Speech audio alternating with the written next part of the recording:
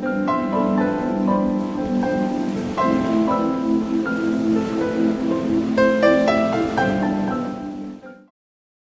and welcome everyone to our 15th podcast. I'm Linda and this is Mike. Hi, Linda. Welcome, everyone.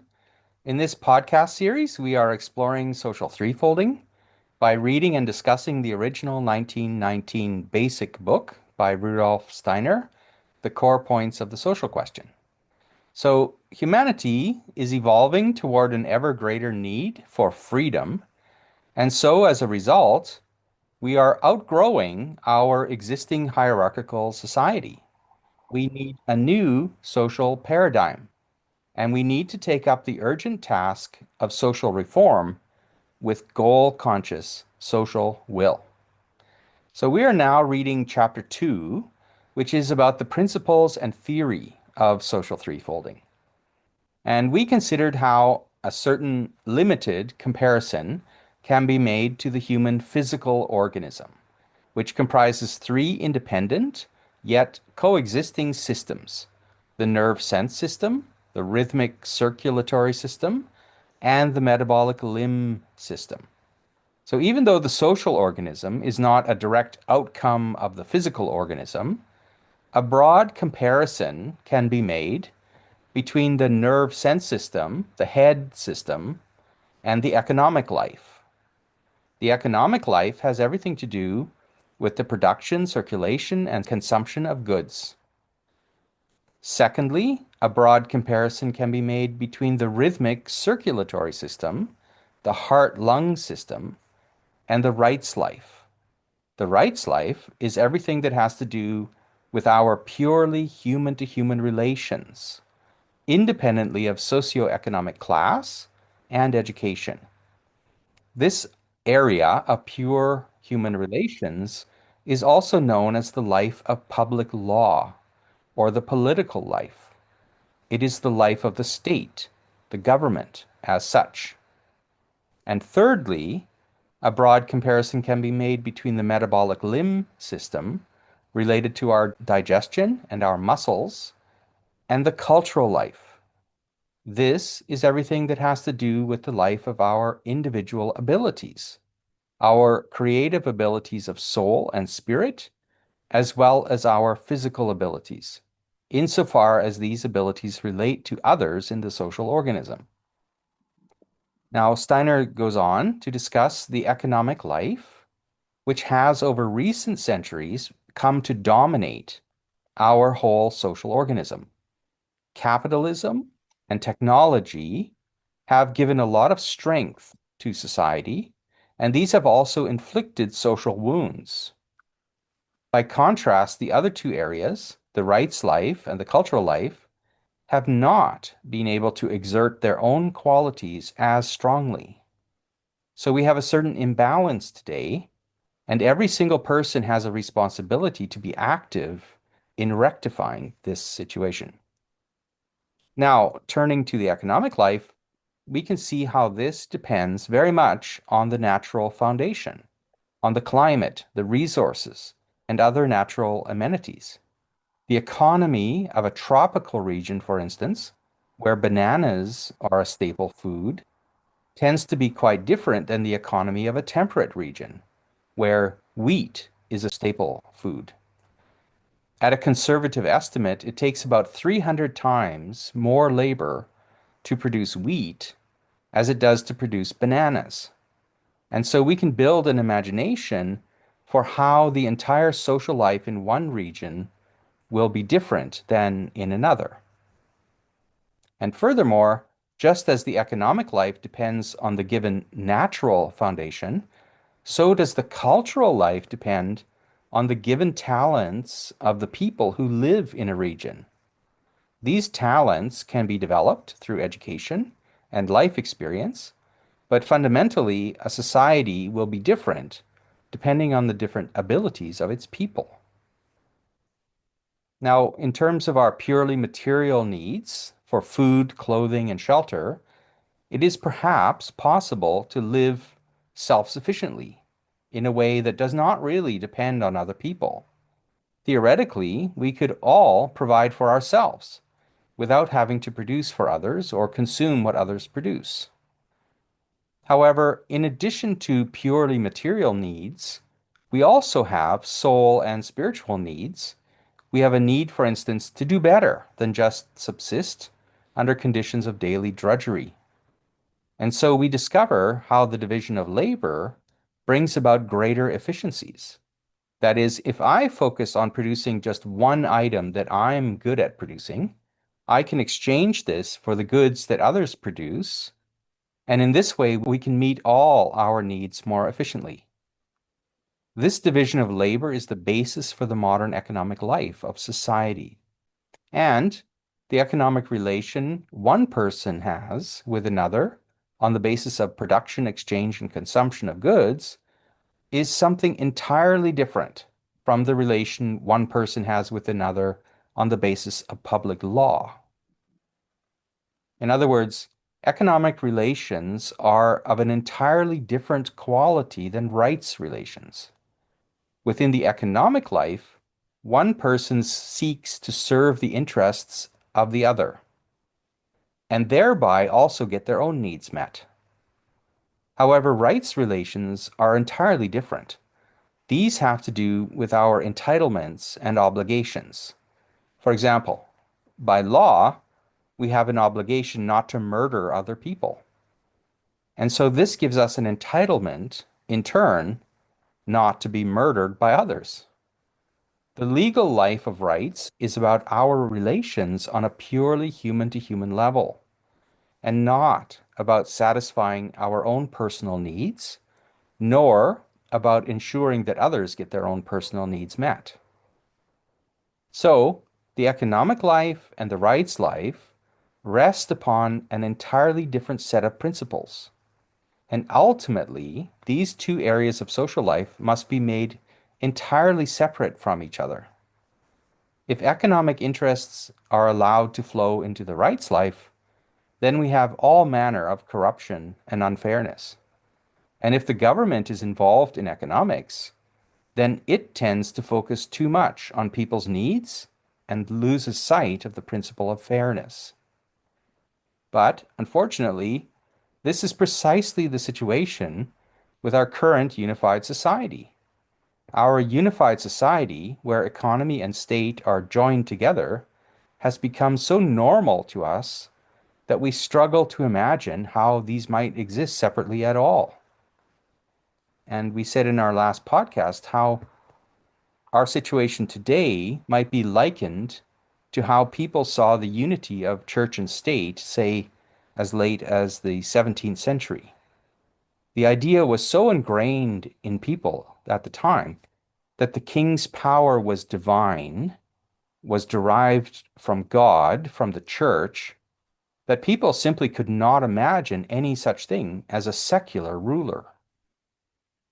Today, however, only a few hundred years later, this belief in a secular ruler has become more or less universal. Most presidents and prime ministers are secular now, and perhaps we might have trouble imagining it the old way today, that our leaders have a divine right to rule. And in a similar way, at the present time, we may not be able to imagine state and economy as separate.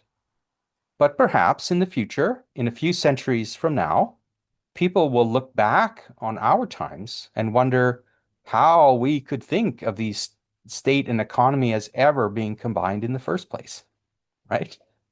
Now, in the following pages, we will continue to develop just such an imagination of the separation of state and economy. Okay, does that sound good, Linda? Sounds great. Thank you, Mike. Okay. All right. So we had left off, we were on page 54, and we had read this paragraph that starts, "Now we might believe." And just to recap kind of what I just said, in this paragraph, he's saying specifically that the economic life involves rights relations between people, but these rights relations must not be handled through the economic institutions themselves. Rights must rest on a completely separate foundation. And in a healthy social organism, the rights life, which is the life of laws, government, and politics, must exist separately and autonomously from the economic life. If economic interests play into the rights life, then rights and laws will be reflections of these economic interests. And if state interests play into the economic life, then government will tend to focus on material needs instead of passing and enforcing fair laws. Yeah, that's the short version of where we'd left off last time. And I Right. add, if that's all right, a little commentary about this, because this is quite an interesting, I think, interesting topic. Um, if you think about how in Western Europe in the early 20th century, there was the political philosophy called social democracy that arose and then played a very significant role in global politics. Social democracy is the attempt to blend capitalist free markets with social safety nets. So it views the unified state as the only power that can build a strong economy while preserving social well-being. So is this a term familiar to you? Social. Well, yes. I mean, in a very light way, and it kind of brings the. I mean, we live in Canada, and so I kind of view it similarly. That we have a capitalist sort of. Am I incorrect in saying that, or? Canada is a classic example of a country that's predominantly shaped by the social democratic way of thinking. Mhm, Social democracy is essentially let's have a big state, let's have a big government. We're going to make sure that the free market is regulated, and at the same time, we're going to make sure that the people are looked after. So it's kind of mhm, the idea of a social democracy. The democracy will handle all the social aspects of a society. mhm. And this idea really arose around Steiner's time, and then it sort of became very strong, especially in the post-World War II era. Mhm, Now, this social democracy upholds ethical ideals, freedom, justice, and solidarity that largely overlap with those of social threefolding, at least upon first glance. Social democracy, however, seeks to realize these ideals in an impossible way through the existing unitary society.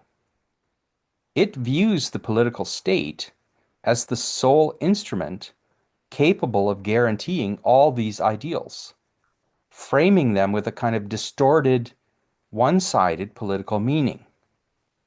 So to the social democrat, freedom is reduced to civil liberties and other rights granted by the state, which is not the same as the inner spiritual cultural freedom of the individual that social threefolding advocates for. Equality to the social democrat means equality of opportunity and outcome that spreads perniciously into both the cultural and economic areas, as we see in the concept of economic justice, which is fundamentally different from the purely human to human equality advocated by threefolding.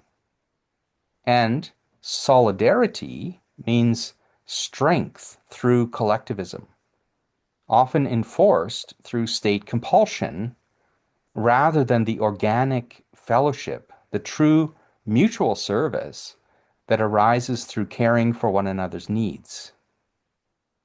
So, upon closer inspection, the centralized, state-based political ideals of social democracy do not coincide with the deeper impulses of social threefolding at all. They only seem to on a superficial level. Yeah? I see that very loud and clear, Mike, and this is a really important point. Yeah. Um, I mean, social democracy is something that is ideal on the surface, but then when it becomes compulsory and when it becomes that it's the collectives over your needs, then yeah, it's not very helpful. And one person who is overseeing, I would imagine, the, you know, or infringing upon another, one would might feel free because they feel that this is the right thing to do. The other might not feel free. It And largely depends if you agree with the state agenda or not. If you mhm, agree with it, it's great. If you don't, yeah, there's not much you can do about it. It's a very exactly. powerful centralized structure, right? Yeah. And essentially the social democratic agenda, and I'm connecting it to the paragraph we just read because he's talking about how the integration of economic interests and political interests, right? And I think this Mhm, is the essence of social democracy, that the unitary state establishes all the required social ideals. And Steiner is arguing here and in the following pages that this is ultimately impossible because instead of creating the best institutions that are called for by the economic life, and instead of developing the best policies called for by the government or rights life, there's always going to be compromises. The institutions within a unitary society will always contradict themselves.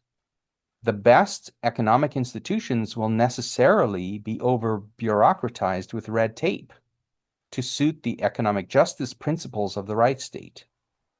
And the best laws and regulations will have to be watered down to suit the economic powers and collective interests. mhm, So, as a result, nothing will be optimal. And this will lead to permanent, unresolvable social discontent. And this is precisely what we see happening today, right? mhm, mhm, And so, what Steiner suggests instead is to bring about a clear separation of state and economy and also culture so that each can work autonomously out of its own ideals to bring about what is best and most needed in each different area of social life. mhm. And then, as independent administrations, each can mutually influence and restrict each other from outside without meddling internally in each other's affairs. Yeah, does that make sense? It does. Yeah. And I thought we could take a moment to look at an instructive example from history. Hmm. In I the was going to ask.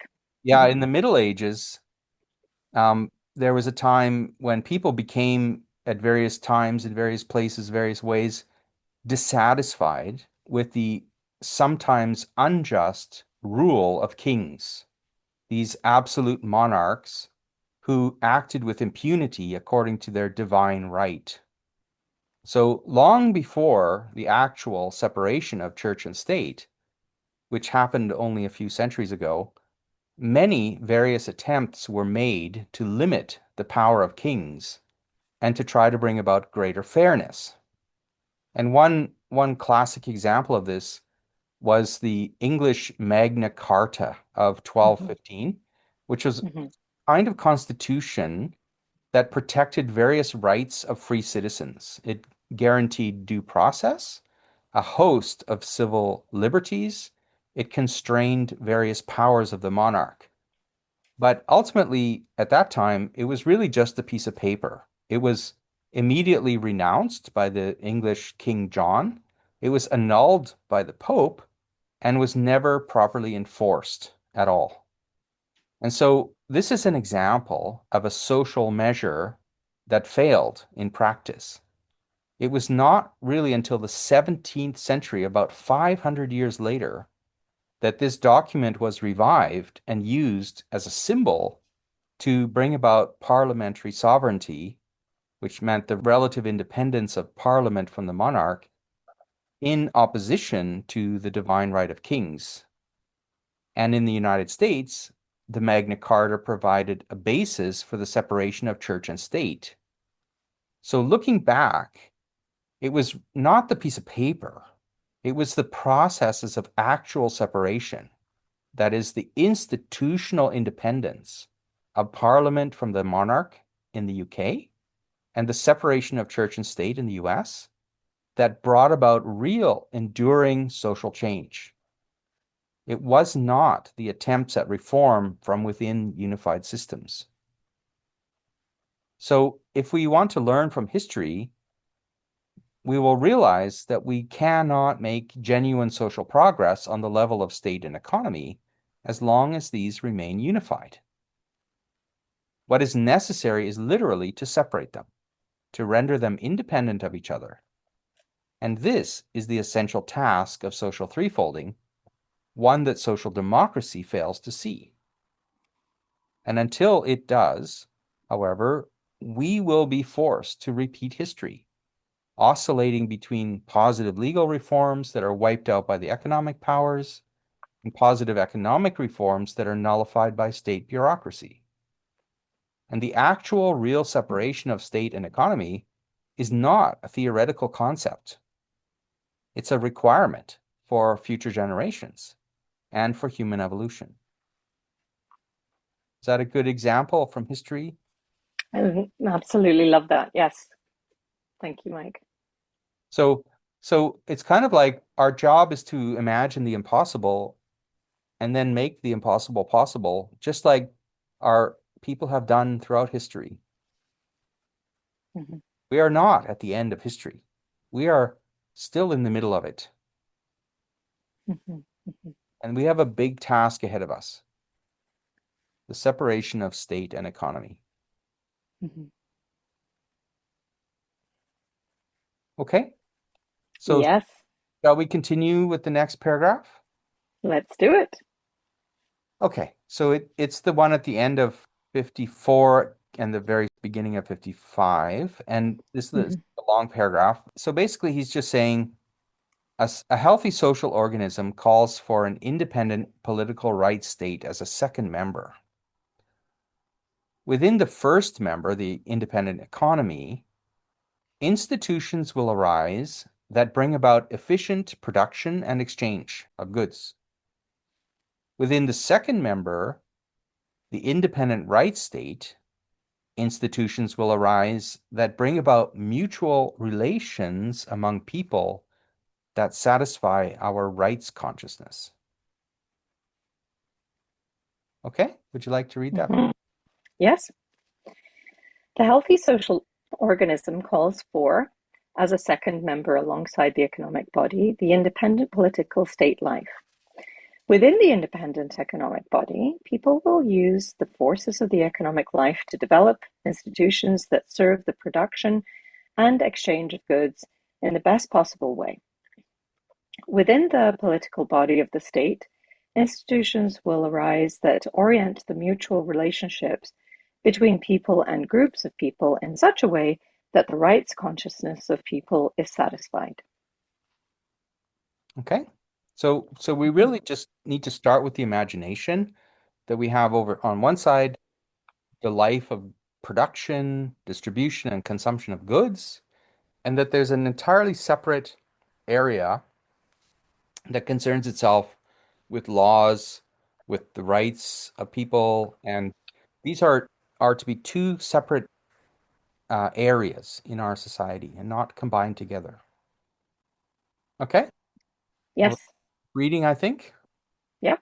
Now, this is a longer paragraph. It's longer, not long, super long, but he's going to be saying that the complete separation of state and economy is a requirement of our times.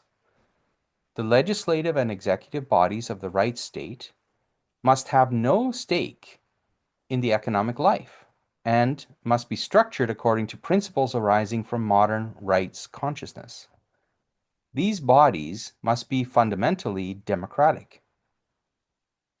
Meanwhile, the economic area will have its own regulatory and administrative bodies based purely on the impulses of the economic life.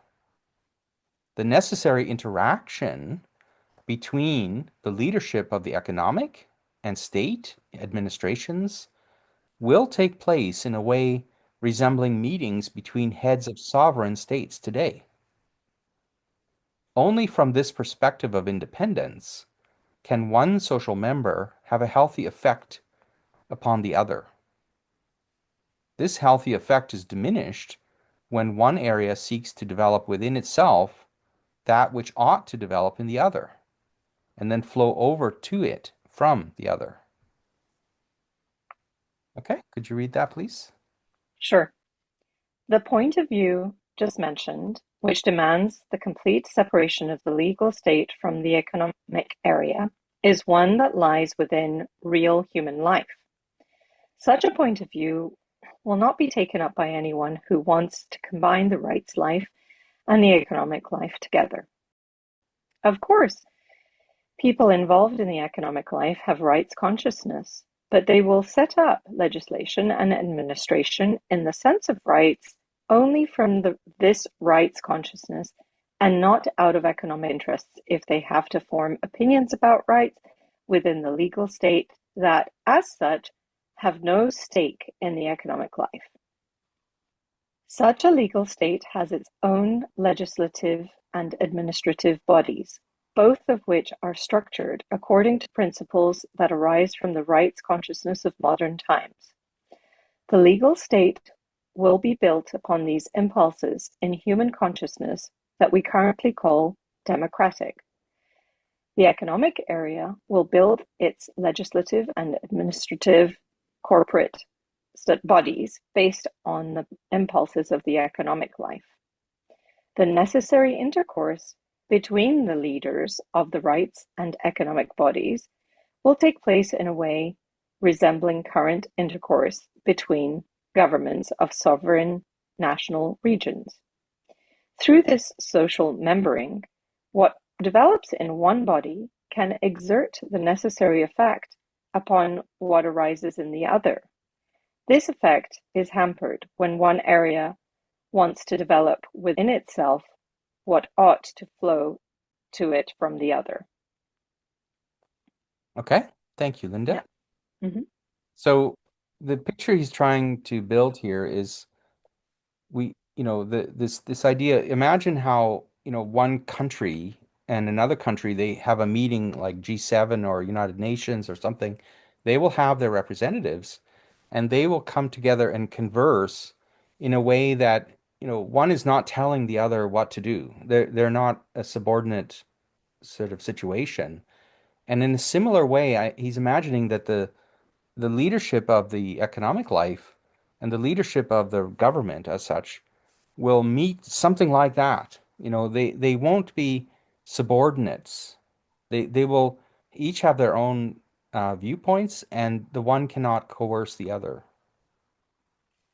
It's a very interesting, different picture of things, isn't it? Mm-hmm. Mm-hmm. Most definitely. And it already feels, um, I kind of think about politics in a very sort of simplified terms, and I always say, this idea that one huge body governing all these, this sort of unified world where this one governing body will tell all the countries what to do has always struck me as not a good thing. And it's kind of like my house. I'm the leader in my house, and then somebody who doesn't live in my house telling me how to do my family, my home, take care of my things. My neighbor can't possibly do that, and I can't do that for my neighbor. So the idea that two bodies. I like the word intercourse because it implies, this whole body that has the information and the knowledge and the feeling sense of what the whole picture is of the economic body and the whole picture of what the legal sort of rights are. And both those can share with each other for the betterment, one would hope, of whole of society. So I see a healthy um, sort of equal, like no one's a subordinate. Mhm. People get to have discourse and understand perhaps what needs to happen in each of their worlds. That's what I'm picturing.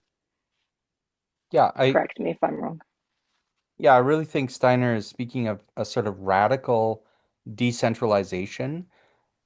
He's clearly not speaking of a sort of globalist notion of a central, like a world government or something like this. This is not what he's speaking about at all. He Hmm. that within a country, you know, we would have the economic area, and then we would have the state or the government area, and these would have their leaderships, and they would come together without the ability to sort of tell each other what to do. They would have to negotiate everything. Hmm. And I also want to be clear, in a few months later, after he wrote this in April 1919, he published it in April 1919. He gave a lecture in October 1919 in Zurich. This is lecture two of the social future.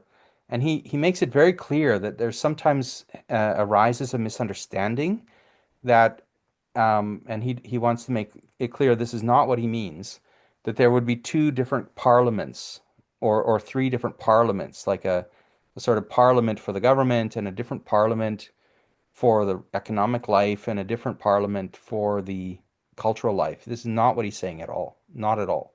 He's saying each has its own character. So just like the nerve sense system is different than the rhythmic system, the government has a parliament. The government has legislature, they make laws, they have law enforcement, and that belongs properly to the government. But the economic life has nothing of those kind of organs. It has a different structure altogether. They might be involved in financing. They might be involved in economic associations, and none of these are parliament-like. Okay, they have a totally different function. A bank is not a parliament, right? And so this body of the economic character, the economic area, would have some kind of leadership. And it's not a democratic leadership. Whereas in the rights life, a democratic leadership is entirely appropriate because that concerns our equal rights and our human to human relations. So, it's like two different qualities, and each has its own different structures and institutions, but the leadership, whatever that is in each case, would come together like peers. Yeah. So when you say it, I mean, we might get into this later. I have a feeling.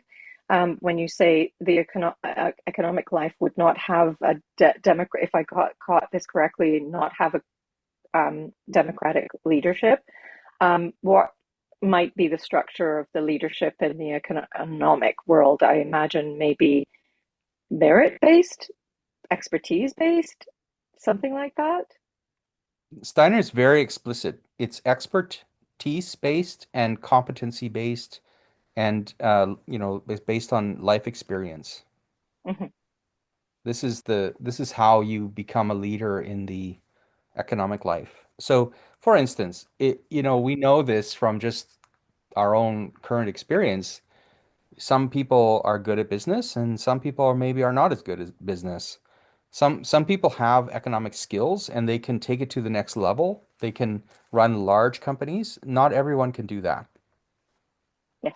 So imagine you want to find someone who can lead the provide economic leadership for the whole of a nation or even a larger, like a bioregion or a larger scale. You want someone who can do this because they're very competent, not because they're popular. Hmm.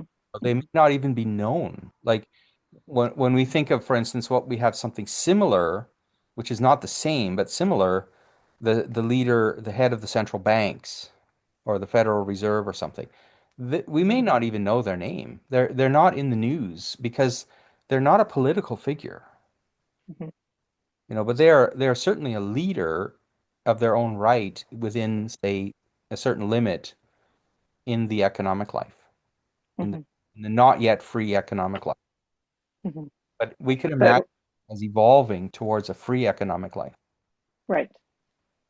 And the way that things are right now, I mean, the political sort of people or the heads of the political parties that are in charge are the ones that can place people in or in the bank, the Federal Reserve, or whatever it is. So And yeah, this is it's highly problematic, right? yeah. Because Hmm. there's no real independence right now. Hmm. It, Hmm. there's such a crossover of political elements into the economic Hmm. life. Yeah. And as we said, also an influence of economics into politics. And there, Hmm. Steiner's advocating for a complete separation of these. Hmm. Hmm. Okay, so that helps to build. Thank you. Yes.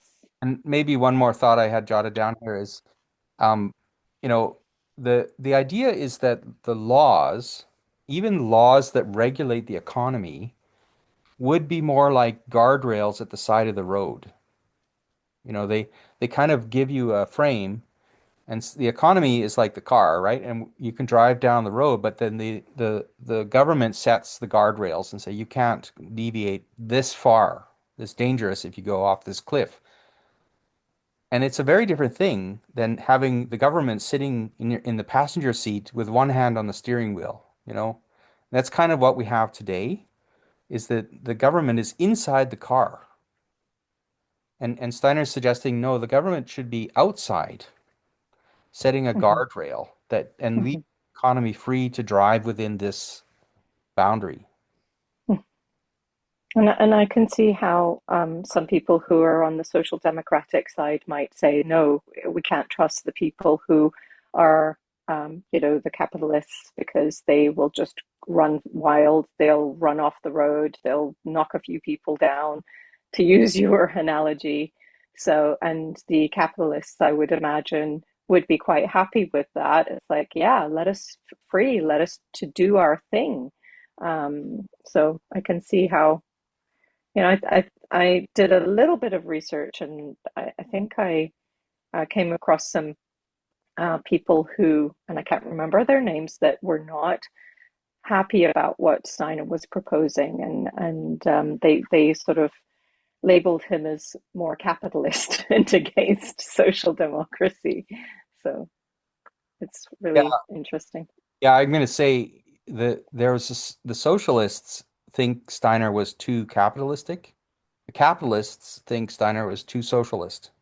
So, this is the problem of being kind of in the middle, trying to strike a compromise and take the best of Hmm. worlds is that you get criticized from both sides. Yes. And Yeah. then you have very little base to work from. This is the problem Yeah. with folding is that it doesn't really have a popular base at the moment to work out of because it's Right. not an extremist view, right? And also just to backtrack on what you were saying, that social democrats are concerned about the, allowing like feeling afraid that if we let capitalists do have their way too much, that it will lead to a lot of bad things. And I'm going to say that this is inherent to the social democratic model because they want to fuse the economy with the government, and so the economy always has this influence over government. And the fear of being unable to control the economy, it stems from the fact that the economy exerts such a power over the government. And if there was Hmm. real separation, as Steiner is describing, then the economy would not have so much power over the government. And then the government would be able to set these guardrails. Hmm. And the Hmm. car would not just be able to be driving off the cliff all the time because the government would have real teeth. Hmm. Right now, it doesn't because the economic life can kind of soften everything with its influence over politics. Right. Yeah. And it makes it so easy to be corruptible in the status that it is right now. Yeah, because some unknown people who are wealthy and who need things to go by their wayside just need to line the pockets in some form or another from some, I don't know, bouncing off of different family members or different countries to get that money to them. And of course, it seems like the politician is nice and clean, and yes, I'm doing what is right for the people. They have that gift of the gab and convince it is for our safety and our well-being. But really, what's underlying is economic life is absolutely mastering the some of the government decisions. Yeah. Mm-hmm. Exactly. And so this kind of unification of economy and state creates a certain problem that it cannot solve. Mm-hmm. And Yeah. wants to blame on others, but it's actually creating the problem itself. The unification is the problem. Mm-hmm. Yes? Yes, I see it very clearly, and thank you for this because I think it's a really key point. Hmm. I think that the misunderstanding and the dismissal that some on either side might have, it really does come from a misunderstanding, and I haven't heard any other system, not that I've looked for it, I have to add, but I haven't heard of any other system that will actually attempt to reach for a higher good for all, which is what it's sounding like to me, based on what I'm hearing so far, based on what I'm beginning to understand. It really is not based on, as you said, extremist policies that, are maybe well intended, but this solves the issue of one having an influence, undue influence over the other.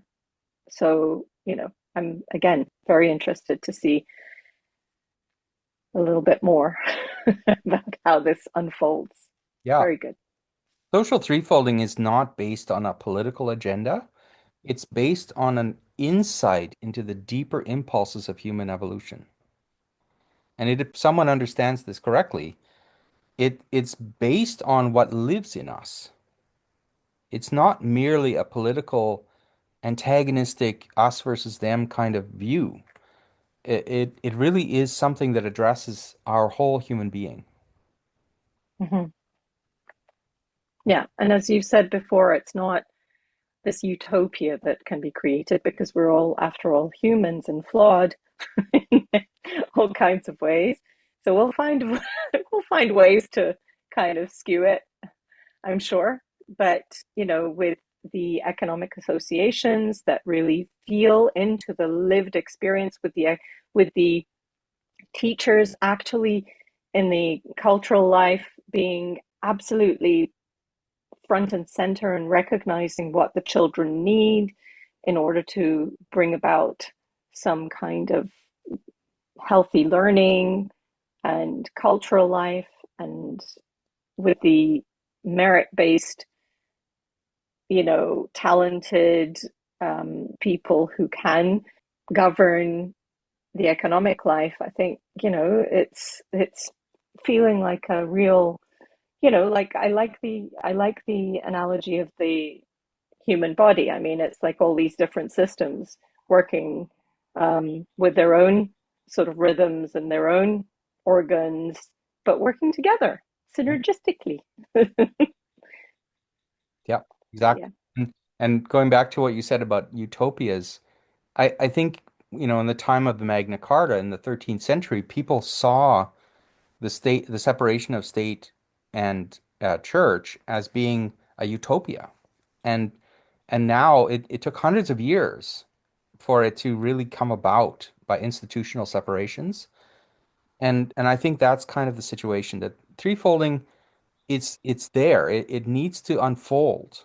And it's a matter of just bringing it into action, Hmm. right? So it's not a utopia. It may seem like that because it's unfamiliar. Hmm. Okay? So I Yes. go on and read the next paragraph, just as the economic life at the bottom of 55. So in this paragraph, he's going to say that the economic life is bounded on two sides. On the one side, it's bounded by the natural conditions, by the geography, the climate, the resources, and so on. That's a limit of the economic life. And on the other side, the economic life is bounded by the rights state, by the laws and regulations established democratically by people. And that is the same people who also participate in the economic life. So just as nature creates certain external conditions that the economy must simply accept as given, so does the rights state also create certain external conditions that the economy must simply accept as given. And so the economy lives in this area between nature and law. Okay, could you read that, please? Yeah. Just as the economic life, on one hand, is subject to the circumstances of natural conditions, climate, geographic qualities of the region, presence of mineral resources, and so on, so too, on the other hand, it is dependent on the rights relations that the state establishes between people and groups of people who participate in the economy. Thus, the boundaries are drawn as to what the activity of the economic life can and ought to include. Just as nature creates preconditions that lie outside the economic circle and which the economic participant must simply accept as something given, upon which they can build their economy, so should everything within the economic realm that establishes a rights relation from person to person be regulated in a healthy social organism by the legal state, which, like the natural conditions, develops independently as something standing opposite to the economic life. Hmm, I Okay. see that. Hmm. So these are the guardrails, essentially. On the one hand, we have the nature itself, and on the other hand, we have the laws that the democratic rights life establishes. Hmm. And the economy is kind of penned in between these two. Hmm. Okay. Yeah. All right. So let's move on. Now, the next paragraph is quite long, and this is one we'll split into two parts. Hmm. So there's a dash, and then it says if someone acquires a plot of land, we can break that here. Okay. So we'll just Okay. first part up to that dash.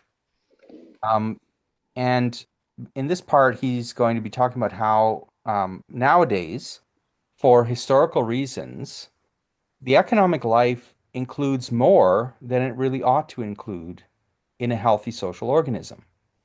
The economic life is supposed to be only about goods. Within the economy, goods are supposed to move. However, nowadays, not only goods, but also labor and rights circulate like a good. Within our current economic life, we can exchange goods for labor and we can exchange goods for rights. But what is a good, actually? To Steiner, a sufficient living definition of a good is anything that has been produced by human activity and transported such that it is ready for consumption. And there's a footnote 22 here, okay?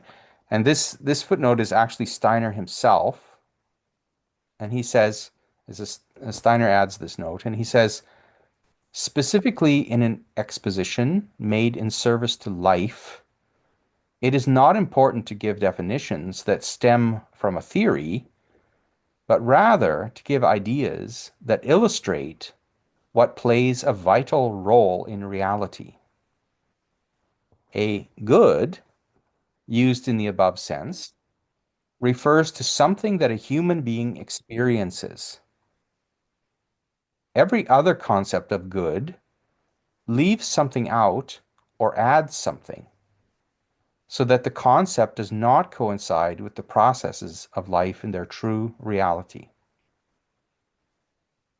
Okay, so we'll keep that in Hmm. mind, and I'm going to have you please read the first chunk of this paragraph. Okay. Within the social organism that has emerged in the historical evolution of humanity so far, and that through the machine age and through the modern capitalist economic system has become what gives the social movement its character. The economic life includes more than it ought to include in a healthy social organism. Currently, within the economic cycle, in which only goods are supposed to move, human labor also moves, and rights also move. At present, within the economic body, based on the division of labor, we can exchange not only goods for goods, but also through the same economic process, goods for labor and goods for rights. I call a good anything that has become such through human activity, by having been brought by human beings to some place where it is supplied for its consumption. Even if this term seems objectionable or insufficient to some economics professors, it can serve well towards an understanding of what ought to belong to the economic life. Okay, thank you, Linda. Yep. So essentially, in the previous paragraph, he was saying that the economic life lies between two boundaries, the natural conditions and the rights life, whatever the laws and guardrails are put into place. And here he's saying that because of historical circumstances, the economic life has kind of got a little more territory than it really ought to. It's taken a piece out of other areas, we'll say. Uh, and what the economic life should be is restricted to the production, distribution, and consumption of goods. But things have been incorporated into the economic life that don't really belong, such as, he says, human labor is not a good, but it's now kind of incorporated into the economic life. And we can also talk about other things like capital and real estate and things like that that have been incorporated into the economic life that don't belong there. So part of this separation business is to sort of shrink the economic life down to what it actually is about. All right? That makes Mm-hmm. Yes, yes, it does. Yeah. so so his definition of good, he says, anything that has become such through human activity, by having been brought by human beings to some place where it is supplied for its consumption. So a good is something that has to be able to move. A good is something that can be consumed. And this is the thing that we're defining here. Labor cannot be moved from one person to another. Labor is always attached to the person who does the labor. Let's say I get my hair cut. I can take the haircut away with me, but I can't take the labor with me, Mm-hmm. right? So the labor is not a good. So, in a society, I guess, you know, where human beings are viewed as slaves and a commodity, I think that is a big sort of, that needs to be a paradigm shift. And I was under the assumption that slavery had ended, and it's really not the case. Well, what So, he's talking about here is things like a labor market. mhm, There's really a conception that we are buying labor. We're mhm, purchasing labor like we would purchase potatoes. mhm, I'm gonna buy your labor for a day. mhm, Saying this is not really an economic issue, but we treat it as one. mhm, So the economy has kind of expanded beyond its natural limit. mhm, We need to kind of find a way to put economy back into its proper place. mhm. Yeah. Yeah. So so let's go on to the second half or second chunk of this long paragraph. Um, that starts if someone acquires a plot of land. So now he's switching to talk about land. Mhm, Um, So he's going to say that let's think about real estate now. So in the case of real estate, uh, when we acquire real estate, in a way, we're exchanging the real estate for goods. When we use money to represent the exchange, the means of exchange, the money represents goods, right, that we could purchase. And he's saying the problem is that real estate itself is not a good. So within the social organism, real estate exists as a right, and specifically the exclusive right to use. And this right is something qualitatively different from a good. The human to human relationship involved in the production, distribution, and consumption of a good is entirely different than the human to human relation involved when someone is entitled to the exclusive right to use a plot of land. For instance, other people might live or work on the land that is owned by the landowner. Then these other people would then be in a relation of dependency upon the landowner, and the same kind of dependency does not arise in the case of economic goods. Okay, could you read that, please? Yes. If someone acquires a plot of land by purchase, this must be viewed as an exchange of real estate for goods, for which the purchase money is to be considered representative. The real estate itself, however, does not behave as a good within the economic life. It exists within the social organism through the right a human being has to use it. This right is something substantially different than the relation which the producer of a good has to this good. The latter relation is essentially based on the fact that it does not extend to the completely different kind of human to human relationship that is established when someone is entitled to the exclusive use of a plot of land. The landowner brings other people who are employed by them to work on this plot of land for a living, or who have to live on it, into dependency on them. In mutually exchanging real goods that we produce or consume, a dependency that works in the same way between person and person does not arise. Okay. This is an example again of how the economic life has kind of overstepped its legitimate boundaries. The real estate is not to be bought and sold on a real estate market like a good. This is how we do it today, but he's saying the real estate is not a good. It's not a potato. We're not consuming it. We are really just having the right to use it. And so what we're trading or what we're exchanging for money is not a good, but a right. And this right has kind of got sucked into the economic life so that we think of it like we're buying and selling a good, but we're not. And he's saying specifically in this last part, when we exchange goods, so I produce something and you produce something and we exchange these things, we don't have any sort of dependency relationship. Like we can just both walk away after the transaction is finished, right? We goods are something we can transport, we exchange them, we walk away. But in the case of land, it's not always the case.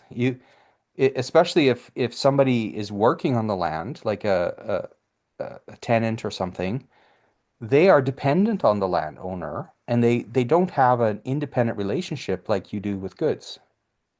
Mhm, So we have to think about this. The human to human relations are different. mhm.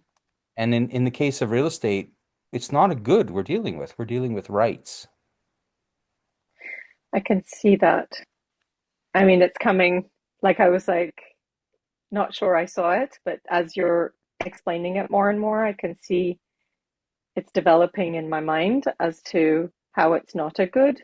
It's a little bit confusing to begin with because we're so used to, you know, buying, selling as yeah, as a commodity, like, Yeah, it so. it belongs to the habit of our thinking. We have become accustomed to the idea that real estate is an economic issue that we are buying and selling. And he's saying this is a problem. When we talk about the separation of economy and rights, we have to realize which side of the framework this belongs. And in fact, real estate belongs to the rights side, not the economic side. I can see his logic. And I'm sort of, and again, as a layperson who knows very little about economics, so I might be asking an incredibly naive question.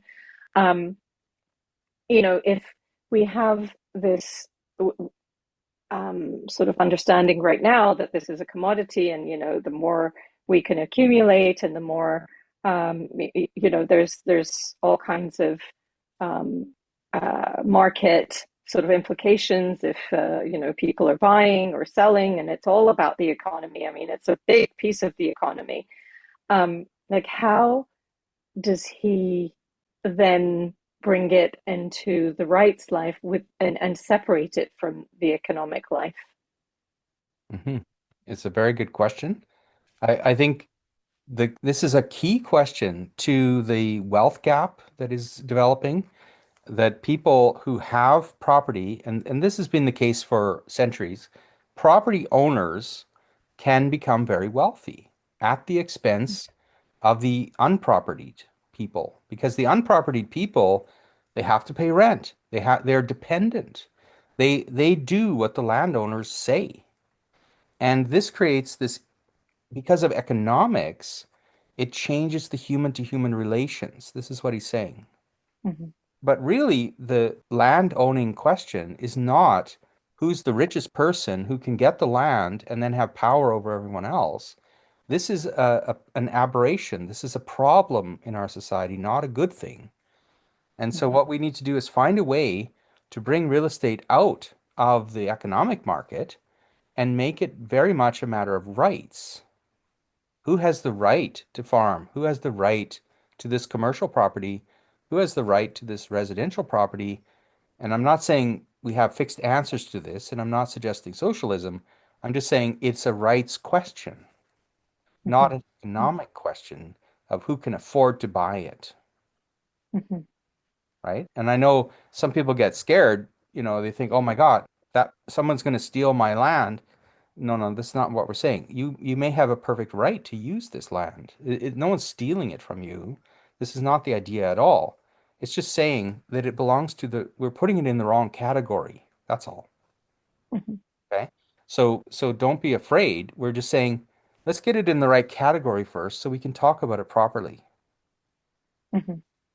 And as long as real estate is in the wrong category, if it's in the economic category, we allow it to be something that can exert power over each other in a way, it benefits some people, the landowners, it's great because you can have a lot of power in society.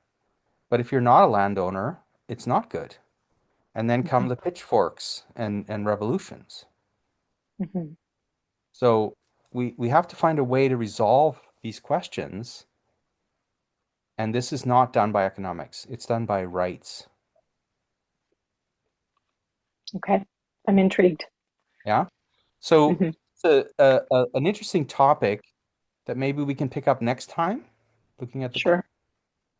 Yeah. And I'd like to say a little bit more about this, but I'll say right now, Steiner will spend the entire chapter 3 really talking about this subject. Okay. So he's really just dropping a little hint right now. It's a very big topic, and a large part of this book is dedicated to this topic. So we're not going to resolve it in one or two sentences. And it's not a simple thing either. Got it. So why don't we pick this up again next in our next podcast? That sounds great. Thank you, Mike. All right. So is there anything else before we sign off? I think that's it for me. Thank you very much. And we'll see you next time. Okay. See you next time. Bye now. If you enjoyed this podcast, please hit like and subscribe.